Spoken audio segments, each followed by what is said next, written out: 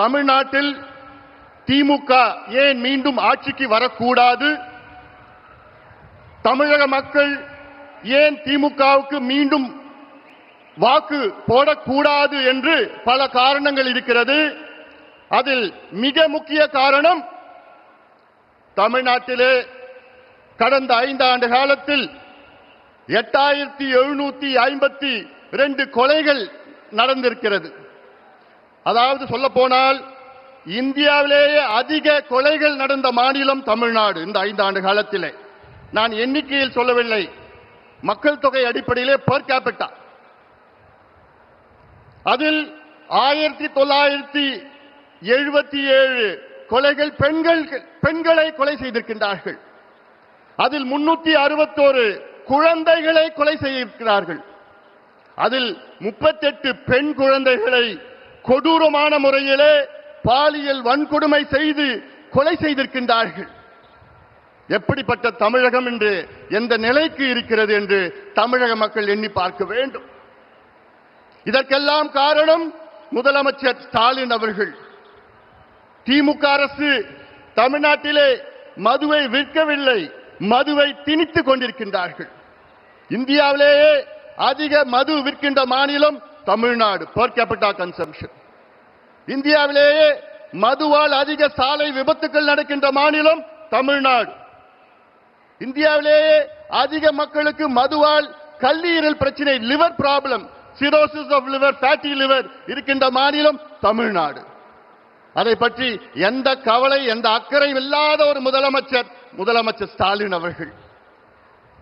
கடந்த 5 ஆண்டு காலத்தில் இந்தியாவிலே பெண்களுக்கு எதிரான குற்றங்கள் 44,000 குற்றங்கள். அதில் 2200 குற்றங்கள் பாலியல் வன்கொடுமை குற்றங்கள். நினைத்து பாருங்கள்.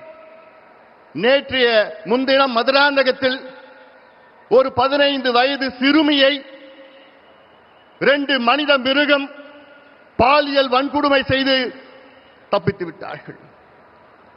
4 வாரத்திற்கு முன்பு கிருஷ்ணகிரி மாவட்டத்தில் 2.5 வயது 2.5 year old child, 2.5 வயது குழந்தையை ஒரு மிருகம், அவன் திமுகவின் இளைஞர் சங்க பொறுப்பாளர் என்று சொல்கிறார்கள், பாலியல் வன்கொடுமை செய்து கொலை செய்திருக்கின்றார். 4 மாதத்திற்கு முன்பு கும்முடிப்பூண்டி பகுதியிலே ஆரப்பாக்கம் என்ற கிராமத்திலே 8 வயது குழந்தையை பாலியல் வன்கொடுமை செய்த ஒரு கொடூரன். அண்ணா யூனிவர்சிட்டி பெண்ணை பற்றி நமக்கு தெரியும். யார் அந்த சார் இன்னும் கண்டுபிடிக்கல. கோவை விமான நிலையத்திலே ஒரு பெண்ணை 3 கொடூரன் பாலியல் வன்கொடுமை செய்கின்ற மாநிலம் தமிழ்நாடு. வெட்கக்கேடு அதெல்லாம். தமிழ்நாடு வெட்கக்கேடு. அதற்காகத்தான் நான் சொல்கின்றேன்.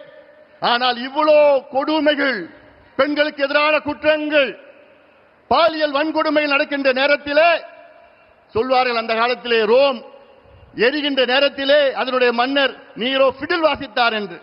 அதைத்தான் இன்று ஸ்டாலின் அவர்கள் செய்து கொண்டிருக்கின்றார்கள். இவ்வளவு பிரச்சனைகள் மத்தியிலே முதலமைச்சர் ஸ்டாலின் அவர்கள் அன்றாடம் ஒவ்வொரு விளம்பர சினிமாவில் நடித்துக் கொண்டிருக்கின்றார்கள். அன்றாடம் பார்த்திருக்கிறோம், விளம்பர காட்சிகளில் நடத்தி கொண்டிருக்கின்றார், அவ்வளவுதான். ஆனால் நான் கேட்கின்றேன், தமிழக மக்களே, ஒரு மருத்துவனாக நான் கேட்கின்றேன், 3 மகள்களை பெற்ற தந்தையாக நான் கேட்கின்றேன், தயவு செய்து இந்த கொடூரன் திமுக ஆட்சியை அகற்றுங்கள், அகற்றுங்கள். நான் தமிழ்நாட்டில் உள்ள அனைத்து பெண்களை கேட்கின்றேன், அனைத்து பெற்றோர்களை கேட்கின்றேன், அனைத்து மக்களை கேட்கின்றேன். போதும், இவர்கள் ஆண்டது போதும். நாசப்படுத்திக் கொண்டிருக்கின்றார்கள். ஒரு பக்கம் மது, மறுபக்கம் போதைப் பொருட்கள், ட்ரக்ஸ், நார்கோட்டிக்ஸ். கடந்த 5 ஆண்டு காலத்தில் மட்டும் தமிழ்நாட்டில் 22 லட்சம் கிலோ கஞ்சா வணிகம் செய்யப்பட்டிருக்கிறது. 22 லட்சம் கிலோ. அது மட்டுமல்ல, கஞ்சாயை போன்ற இன்னும் கொடூரமான மோசமான போதைப் பொருட்கள், காக்கெயின், ஹெரோயின், அபின், எல்எஸ்டி, மித்தைலாம்பிட்டமின், ஃபென்டனைல் போன்ற மேற்கத்திய நாடில் விற்கின்ற அத்துணை போதைப் பொருட்களும் தமிழ்நாட்டில் நகரங்கள் மட்டுமல்ல கிராமத்திலே விட்டுக் கொண்டிருக்கின்றார்கள். வெட்கக்கேடு. இவர்கள் மீண்டும் ஆட்சிக்கு வந்தால் தமிழ்நாடு முடிந்துவிடும். இந்த தலைமுறை இருக்காது.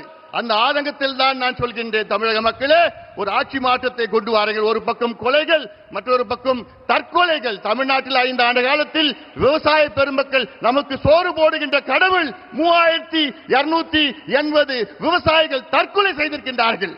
மன்னிக்க கூடாது, மன்னிக்க மாட்டார்கள் விவசாயிகள். தமிழ்நாட்டில் உள்ள அனைத்து விவசாய பெருமக்களே, உங்கள் பாதங்களை தொட்டு நான் கேட்கின்றேன், நீங்கள் திமுகவை அகற்றுங்கள், விரட்டி அடியுங்கள். அத்தனை விவசாய பெருமக்களும் நீங்கள் முடிவு செய்யுங்கள். நாங்கள் உங்களுக்கு நல்லது செய்வோம்.